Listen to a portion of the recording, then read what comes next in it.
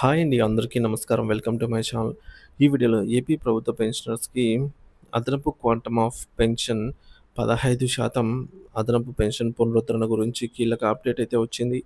మరి పూర్తి తాజా సమాచారాన్ని వీడియోలో తెలుసుకుందాము. వీడియో అయితే ఎక్కడ గాని స్కిప్ చేయకుండా ఎండ్ వరకు చూసేయండి. అప్పుడే ఇన్ఫర్మేషన్ పూర్తిగా అర్థమవుతుంది.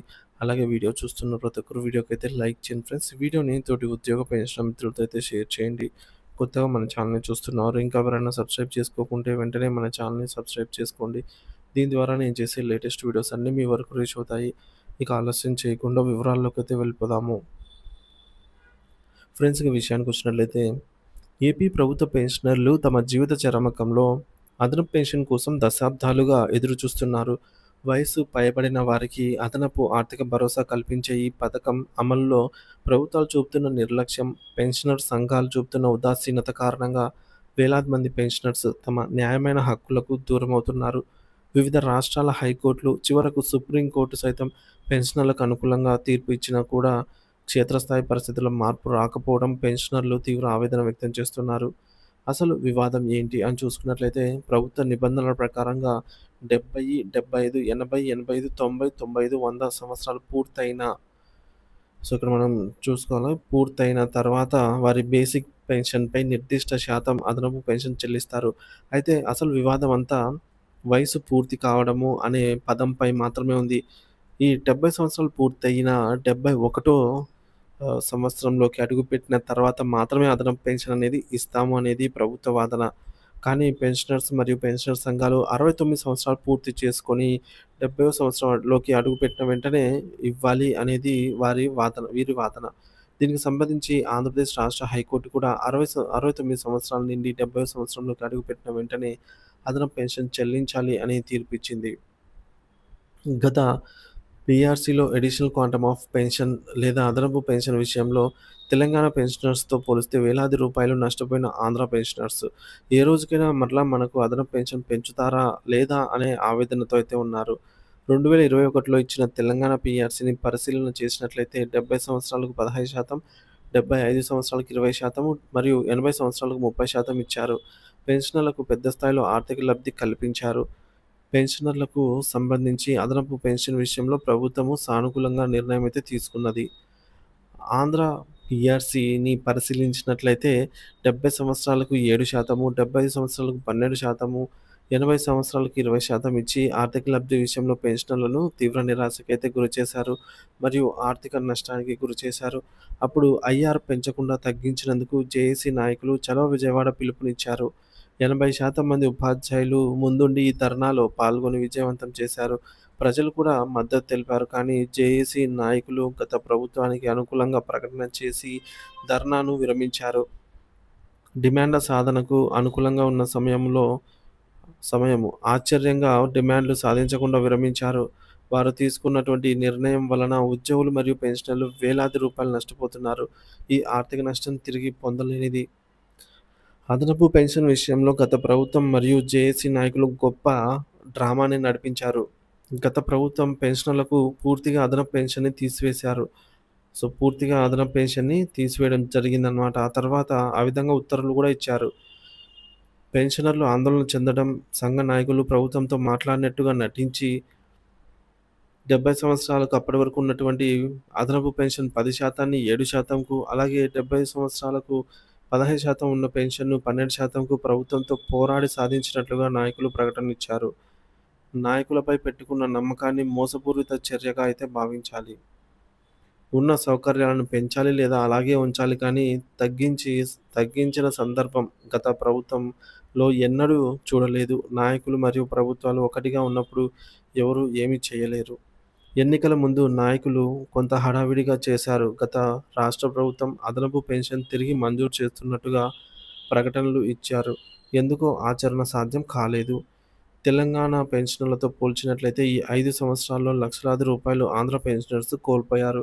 ఇది అత్యంత బాధాకరమైన విషయం. ఎందుకంటే పెన్షనర్లకు పదవీ విరమణ తదుపరి తను మరియు భార్యకు సుమారుగా 5,000-20,000 వరకు మందుల కోసం, ఆరోగ్య ఖర్చులకు కొరకు ఖర్చు చేస్తూ ఉన్నారు. ఇది బయటకు కనిపించనటువంటి ఖర్చు. హెల్త్ కార్డులు ఉన్నా సరే పని చేయకపోవడము మరింత ఆందోళనకు గురి చేస్తోంది. కొంతమంది మెడికల్ రియంబర్స్‌మెంట్‌పై వైద్యం చేయించుకున్న బిల్లులు క్లెయిమ్ కాకపోవడంతో అత్యంత కష్టంగా అయితే ఉన్నది. ఈ మధ్య కాలంలో అదనపు పెన్షన్ కోసం ఆంధ్ర పెన్షనర్స్ పార్టీ అధ్యక్షులు సుబ్బరాయన్ గారు ప్రభుత్వంతో ప్రయత్నాలు చేస్తున్నారు. ప్రభుత్వం దృష్టికి గణాంకాలతో ఒక రిపోర్ట్ సబ్మిట్ అయితే చేశారు. చూద్దాం మరి ఏం జరుగుతుందో. జేఏసీ నాయకులు పూర్తిగా గత ప్రభుత్వానికి అనుకూలంగా పనిచేశారనే చెప్పాలి. ఇప్పుడు ఏపీ ఎన్‌జీఓ అధ్యక్షులుగా విద్యాసాగర్ గారు ఎన్నికయ్యారు. నిబద్ధత ఉన్నటువంటి నాయకుడు. గత నాయకులుగా కాకుండా జేఏసీ నాయకుడిగా వీరి నాయకత్వంలో సమస్యలు పరిష్కరించబడతాయనైతే ఆశిస్తున్నారు. రాష్ట్రంలో సుమారుగా 4,00,000కు పైబడినటువంటి పెన్షనర్లు ఉన్నారు. కానీ నిరాశ కలిగించే అంశం ఈ సంఘాలు ఎవరికి వారే పనిచేస్తున్నారు. ఈ సంఘాల ఉద్దేశము పెన్షనర్ల సమస్యల సాధన కానీ ఐక్యత లేదు. పెన్షనర్ల సంఘాలు ఏదో ఒక జేఏసీలో ఉన్నారు. జేఏసీ నాయకులు 90% ఉద్యోగుల సమస్యల్ని ఎజెండాలో పెట్టుకుంటున్నారు. 1 లేదా 2 సమస్యలు పెన్షనర్లవి ఉంటున్నవి. పెన్షనర్ల సమస్యలు అధికారులు దృష్టికి పెద్దగా ఫోకస్ కాలేదు. నాన్ ఫైనాన్షియల్ చిన్న చిన్న సమస్యలు కూడా పరిష్కారం చేసుకోలేకపోతున్నాం. ఎక్స్ సర్వీస్ పెన్షనర్ భార్య లేదా భర్త యొక్క పుట్టిన తేదీ పే స్లిప్‌లో నమోదు కొరకు ఇప్పటికీ ఉత్తర్వుల కోసం పొందలేకపోతున్నాము.